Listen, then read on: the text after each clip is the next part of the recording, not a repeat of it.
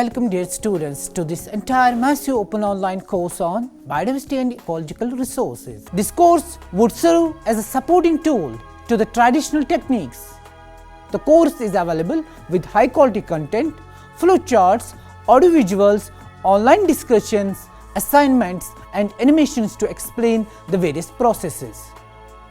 As we are encouraged to proceed on this educational tour of biodiversity and ecological resources, dear students, I urge you to register free and participate actively in the course to gain access and credit to high quality content produced by the renowned professionals in the field.